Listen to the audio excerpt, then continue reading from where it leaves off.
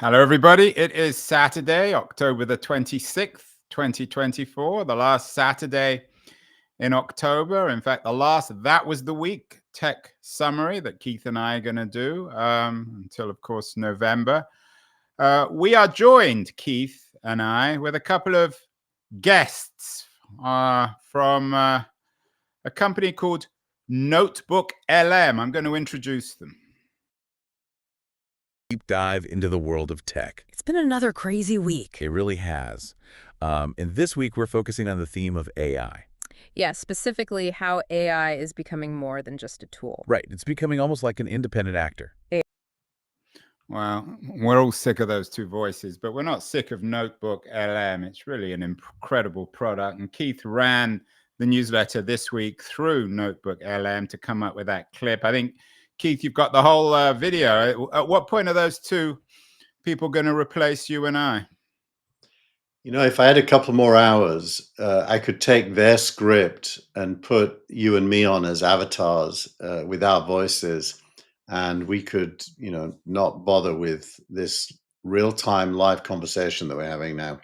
This charade, this farce, Keith, is real-time human being conversation. Is this in a few years or months or perhaps even days going to appear increasingly superfluous and pointless? No, because I think our ideas are quite unique and more interesting probably than the bot's ideas. I did listen to the whole 32 minutes, by the way, which I've embedded in this week's newsletter so people can check for themselves. But it's a bit tedious, it's a bit repetitive, and it doesn't really push the edges of thinking. So I would say you and me are more likely to be entertaining than it, at least for now.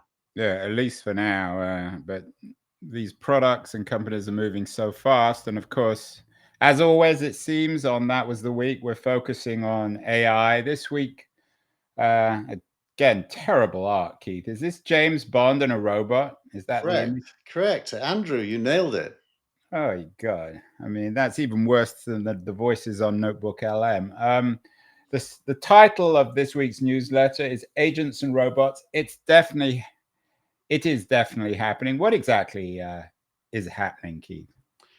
Well, the developments in AI, which we've talked a lot about, the foundation models, this week, most of the announcements coming from the main players were about what they call agentic or agent-based AI, where they can create custom agents, if you will, specialized to a set of tasks and actually carry out the tasks, like a sequence of events to achieve a goal, if you will.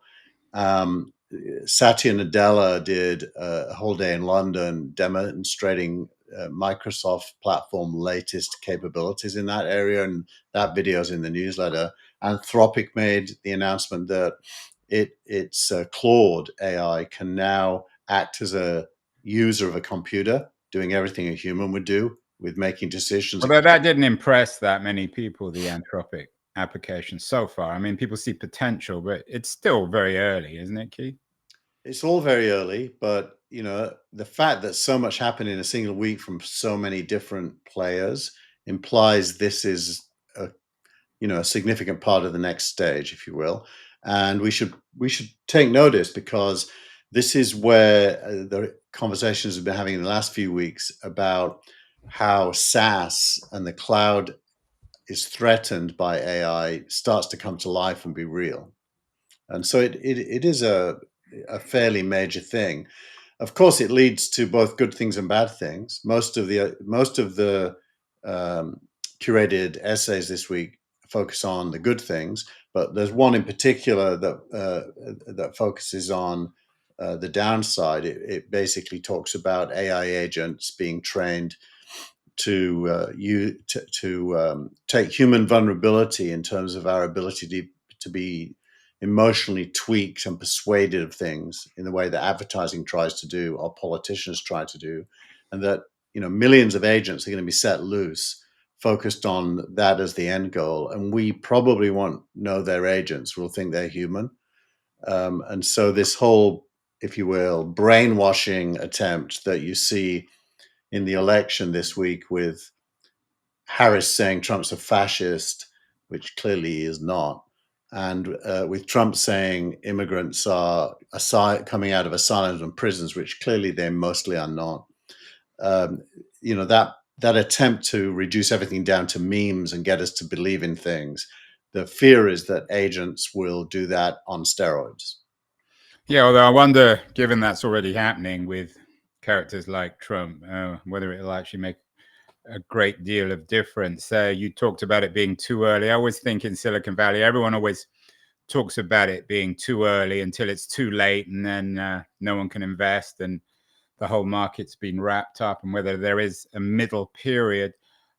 You talk about something called Agentic AI in your editorial. You borrow the term, I think, from Andrew Maynard. What exactly is that?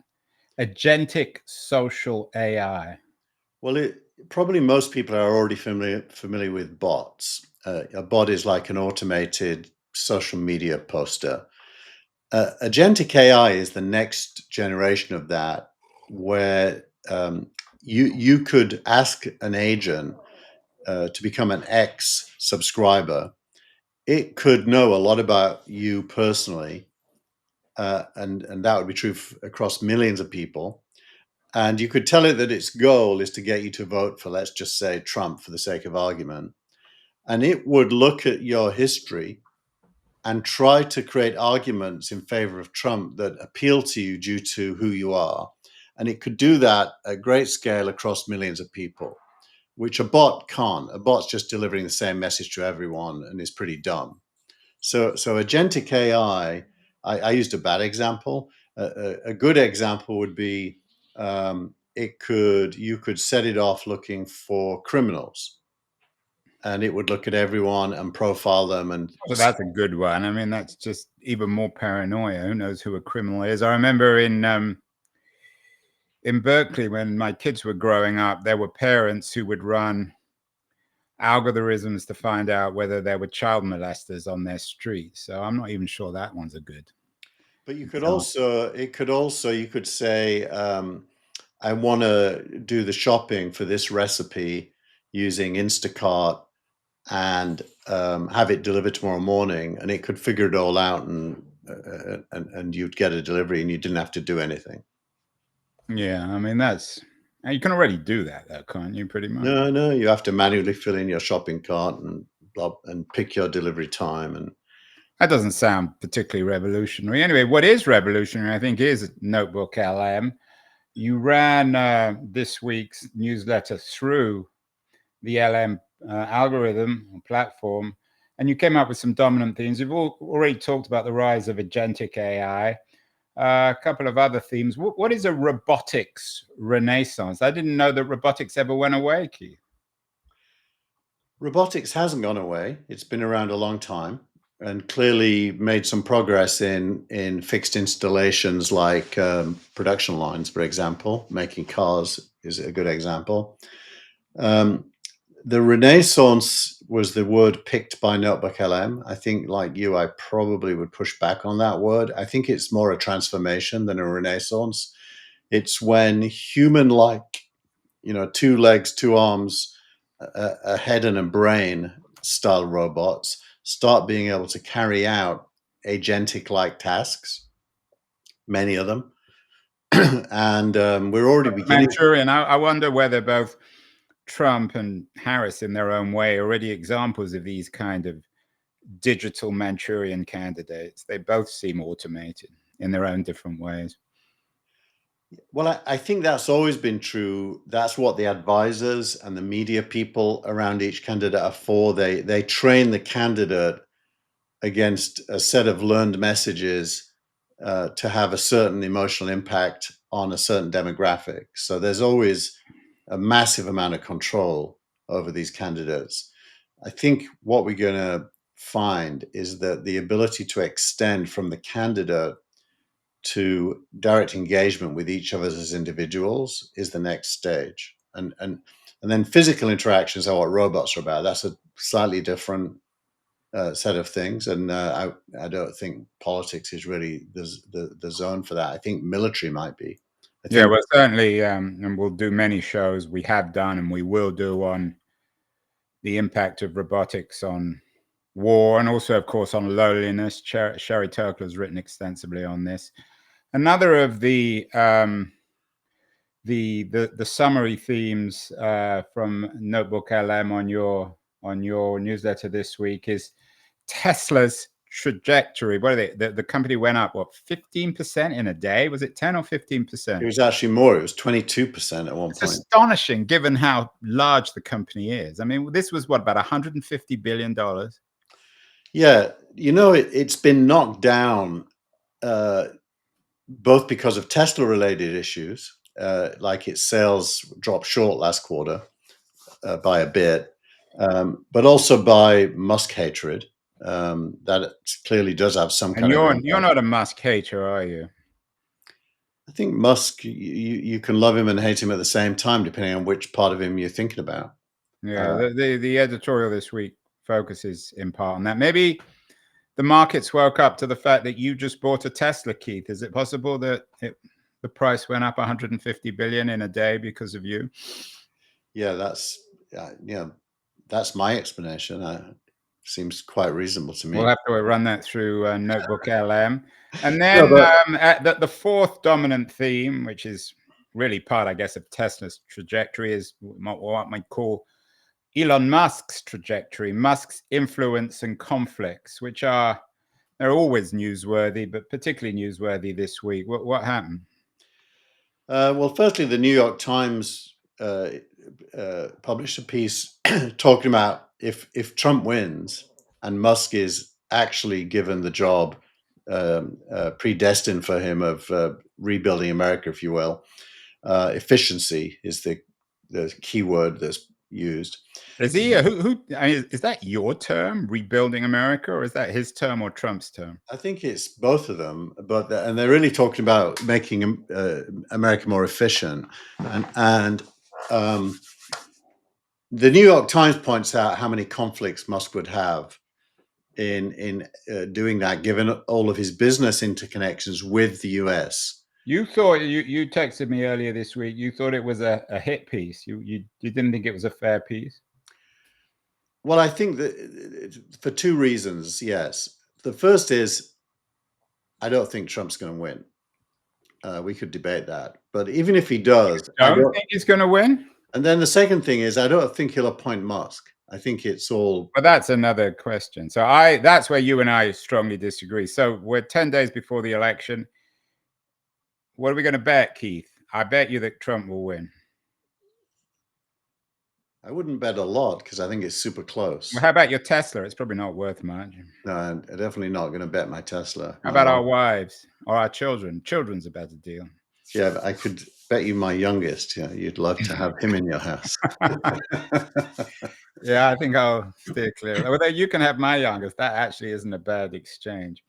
I'm convinced, but maybe we can talk about that next week, maybe just before the election. So what else? So I agree with you on the second point. I mean, if Trump is elected, which I think he will be, I think that I'm sure there'll be a very early honeymoon, and then something will happen, and one of them will be annoyed, and the other one will just get out of the game, pick up their marbles, and leave. Yeah, I think that's very likely. I don't know if you noticed, but this morning, SpaceX landed the astronauts that were stranded on the International Space Station that Boeing had left up there, and Boeing is now talking about selling off its space business. It's astonishing. Yeah, I mean, I've made it clear many times on this show. I mean, I'm not sure I'm a hardcore Musk hater, but I certainly don't like the guy. I'm not as ambivalent as you are. On the other hand, I take your point, Keith, in your good editorial this week, that he is a remarkable innovator on so many levels. So there is this contradiction between Musk as this ultimate annoying jerk on the one hand, and on the other hand, it's just astonishing. I'm guessing in an age of social media, probably Edison would have appeared in the same way, or Carnegie, or certainly Henry Ford. There is something about these remarkable innovators that also make them really dislikable. Well, I don't dislike him. If you think about if you separate out what motivates him, it really, there's nothing very offensive other than his views about immigrants, I think. That's the one area where I really How object. did you enjoy the play, Mrs. Lincoln? I mean, that's enough to make him profoundly dislikable. Yeah. And So, also, I mean, his shameless embrace of Trump. I mean, Trump is many things, but he's not he's not someone who's sympathetic to Musk's view of the world. So it's clearly just an opportunistic move from Musk. I mean, he could have just as easily tied his money and his brand to Harris. It might have been much more useful. yeah. Well, I think there's no downside for him because if Harris wins, I suspect the US will keep embracing Musk anyway. Yeah, I mean, they can't. I mean, he's not only the world's. I mean, he's not only the world's most richest man, which obviously is significant, but also increasingly the most powerful man. In some ways, he might be more powerful than the president.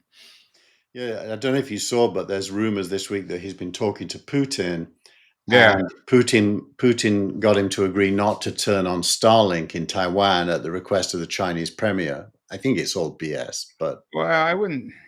I mean, it does point. You've talked about this about the dwindling of the nation state and the rise of these new agents, these new super innovators, multi-trillionaire types like Musk.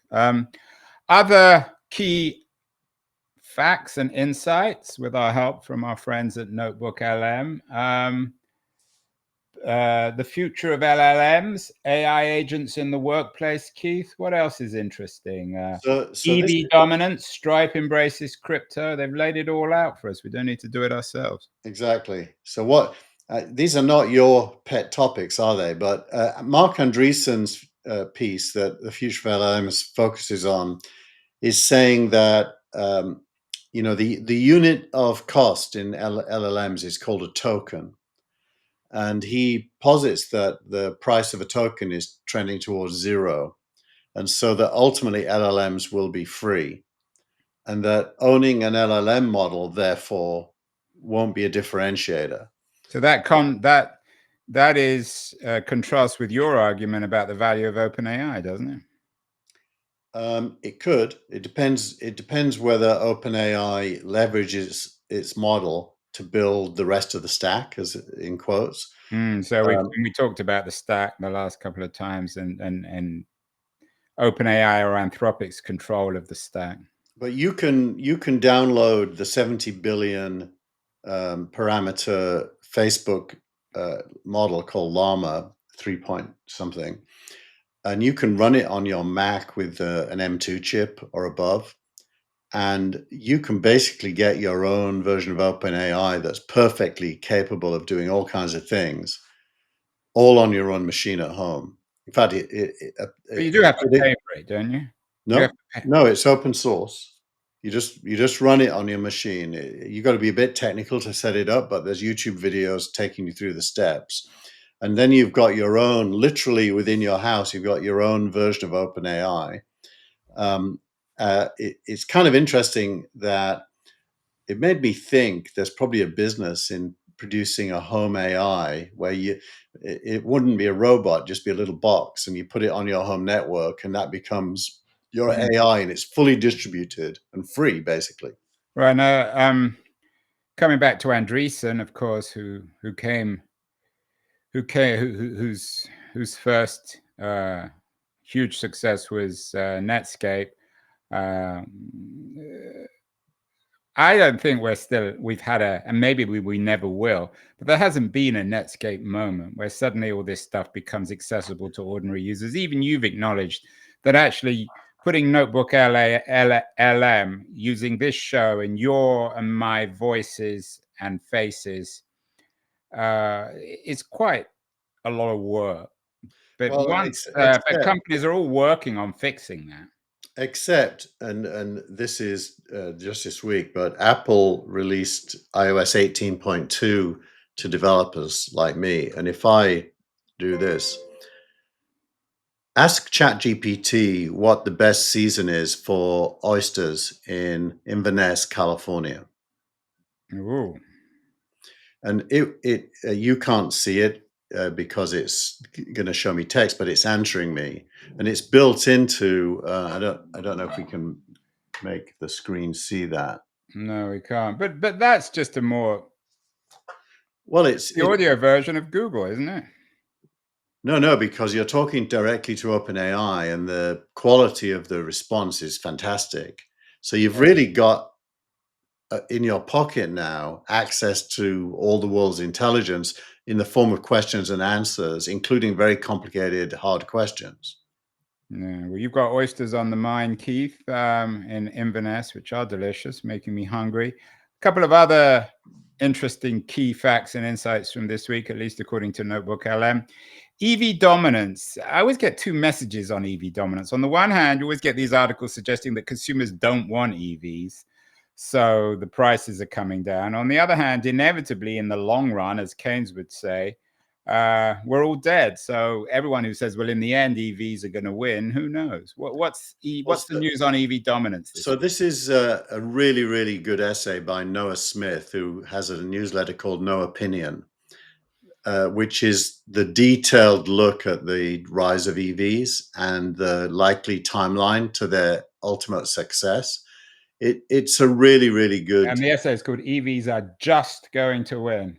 Yeah. So it's not about Tesla, it's just about EVs. By the way, in most of Northern Europe, something above 80% of all new car registrations are now EVs. And I know in Norway there are more EVs now than gas cars. So America's a little bit behind, surprisingly, which is, I think, more to do with Americans clinging on to their Ford Mustangs and the like. But it is completely clear that EVs will not just win, but take over. And even government policy is focused on that happening by a certain date. That date keeps slipping, of course. Yeah, I mean, and Notebook LM have been kind enough to give us some notable quotes. The quote from Smith on EVs. So EVs are just a superior technology to combustion cars. They're soon to be cheaper. They're more convenient. They're much easier to maintain. They're more powerful and far more silent. They will mostly replace combustion vehicles. It's just a matter of when. Well, it's not just a matter, because that could be 100 years, 10 years, or 1,000 years. I think it's probably 10 years. Well, judging from San Francisco, another question is when self-driving cars will replace traditional cars. So that's another interesting. It isn't in the newsletter, but Waymo raised another $5 to $6 billion this week to. And that's another, well, I guess Google or it was Google, yeah, Alphabet company. So and another. Since we've got the notable quotes here, we've got Anthropic on its computer-used API. Available today on the API, developers can direct Claude to use computers the way people do, by looking at a screen, moving a cursor, clicking buttons, and typing text. We already talked a little bit about this, but is it true, Keith? I haven't used it, to be honest, Andrew, because I'm not sure I have a use case for that yet. So I haven't played with it, but I think it's true. I've seen some YouTube videos of other people doing it. So it looks true. And you can imagine, you and me are both old enough to remember, I don't know if you're techie enough to remember this, but batch files. Batch files were something that DOS used before Windows. And you could program a sequence of tasks in a text file, and then you would just call the text file and it would carry out the sequence of tasks. So to some extent, there's something dumber and not very new about this. Where it gets really interesting is when you just give it, book me a United flight to New York on December 3rd, leaving around noon, and make sure it doesn't cost more than $500, and it just does the whole thing for you. That's the interesting bit. And I think we're getting to that. Just to go back to the Maynard piece on Agentic AI, the notable quote that Notebook LM added from him was, all it needs is AI models that are capable of influencing people to achieve specific goals by utilizing patterns and associations between behavioral cause and effect that are extricable from zettabytes of human-centric data. Isn't that basically any different from advertising, from the marketing, from the thinking of marketing pioneers in the 20th century?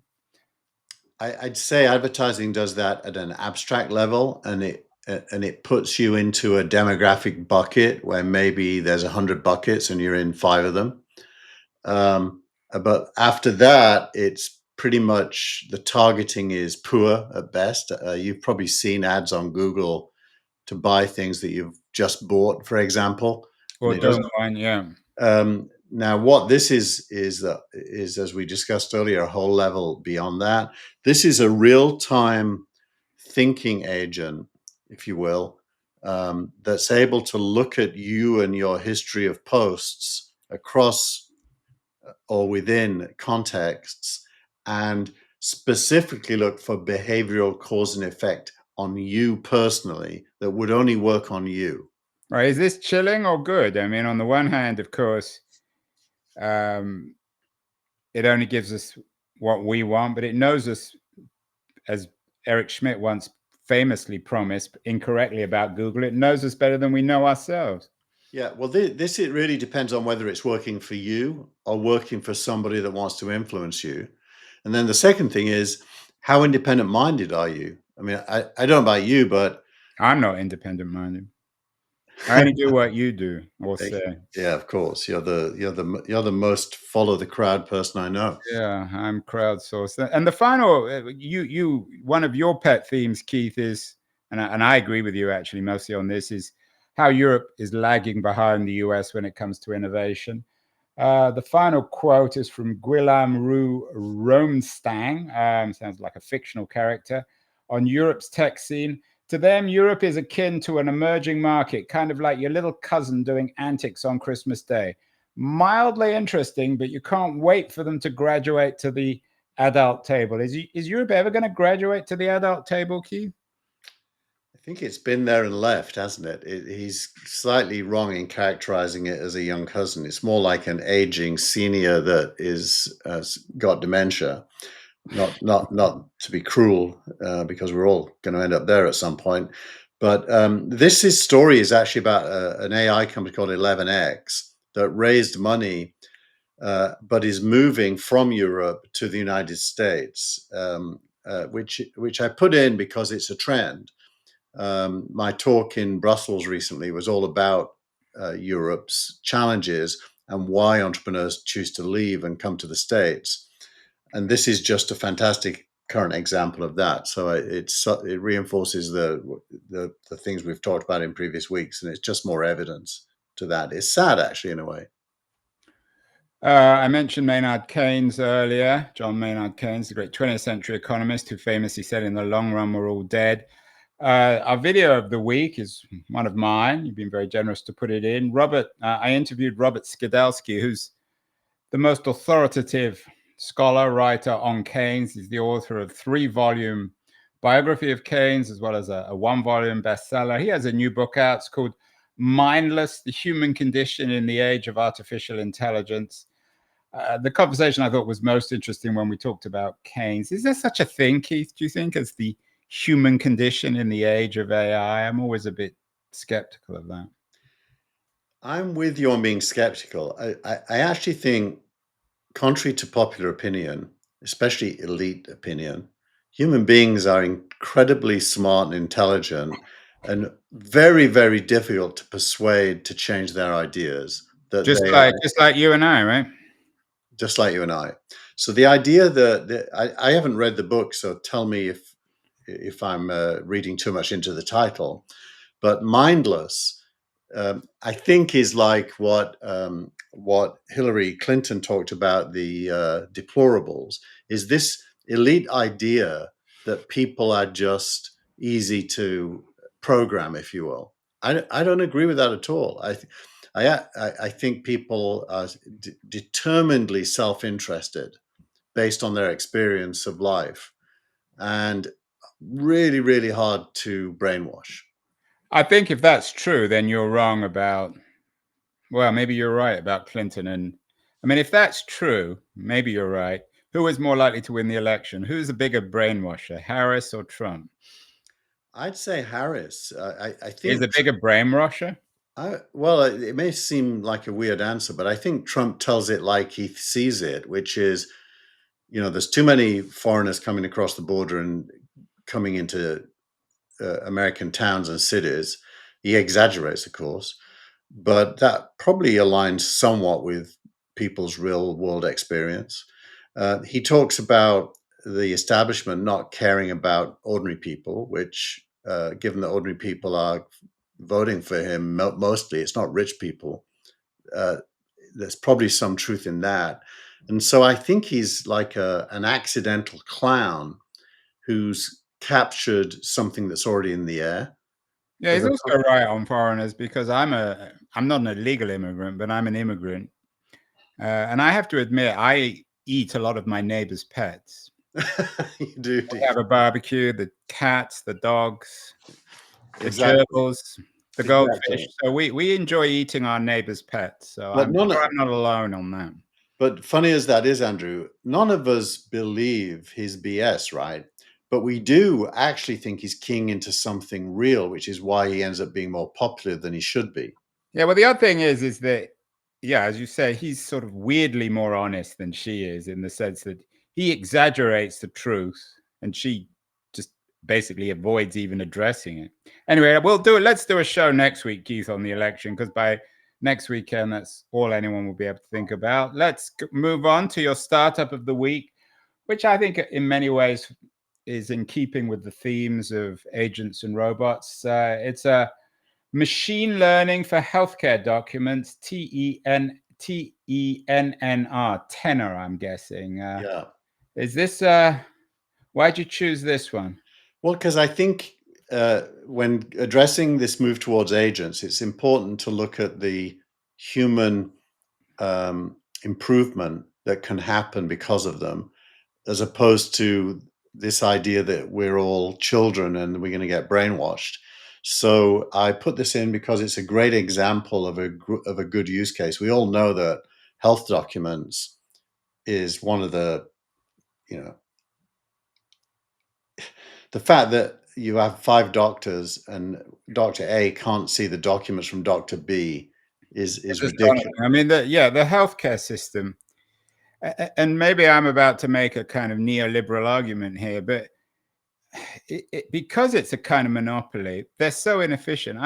One of the things that's most astonishing to me, as for better or worse, like everybody in America, a user of American healthcare, is the only time one ever either gets a telephone call or has to make a telephone call is to your doctor, because they just don't care. They won't do email. They don't do text Mine, because but there's no mine, competition. yeah, mine still does faxes. If we Are you need, serious? You have to fax something over? if you need like a clearance for your kid to do sport at school, you have to be able to receive a fax.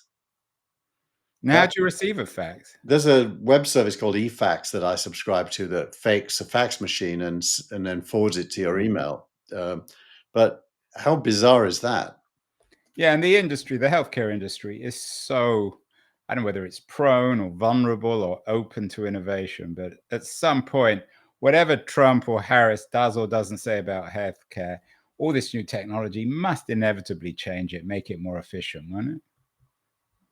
One would hope so. Bureaucracy can always get in the way and stop it, but you hope that there's enough incentive to make it happen. I would vote for a presidential candidate who wants to make telephone calls illegal. Do you think that would be a vote winner? I'd like it if they made marketing calls illegal. I don't think I'd want make all phone calls illegal, but marketing calls, yes. Yeah, well, maybe that's an idea for another election. So Tenor is your startup of the week. And finally, your post of the week. And you took it off Substack, not you know what, from somebody called Andre Vurakas. What does Vurakas say this week? So the post, I've got to find it actually, because I can't remember the answer to your Well, I'll question. read it out while you're Oh, finding it. I If you want found to it. Oh do yeah. Oh no, learning, this don't is become a data scientist. this is very funny. I work with data in my day job, and he's talking about statistical modeling inferences and designing experiments, which none of which require machine learning. They basically require skills in statistics and heuristics. And he's basically saying if you really want to understand data and do machine learning, what data scientists do with LLMs is not even in the same domain as what you would do with data. And he's distinguishing between the two. I thought it was great because that distinction is lost on most people. Yeah, and he says if you love building models, become a machine learning engineer. What exactly does that mean? A machine learning engineer is it's a term that encapsulates quite a lot of different jobs, but there's data preparation, there's data querying, there's data platform management, an organization. There's all kinds of stuff to do with data well before you do machine learning on the data. And the whole soup to nuts process of data up to machine learning is about 10 different jobs. And they've all got titles and names, none of which are data scientists. That's his point. And this AI revolution for Better OS is going to get rid of all these middle layers, isn't it? On so many different fronts. Yes, it will, but it's not there yet. In fact, it's weird, but the one part of the AI ecosystem that is still highly manual is data. Learning from data is what models do, and machine learning acts on data. But most of the work to get to the point where you can even start doing those things is still highly manual. Well, maybe it will be fixed by next week, by November of 2024, when we will be back. We'll do a special. I know you're not keen on talking about politics, Keith, because you do the Gilmore Gang, which is a more political broadcast. But I think next week we can't avoid talking about the election, can we? Yeah, well, by the way, there's a Gilmore Gang tomorrow. Well, enjoy the Gilmore Gang. Enjoy your week, Keith, and we will talk again in November of 2024. So thank you so much. Bye.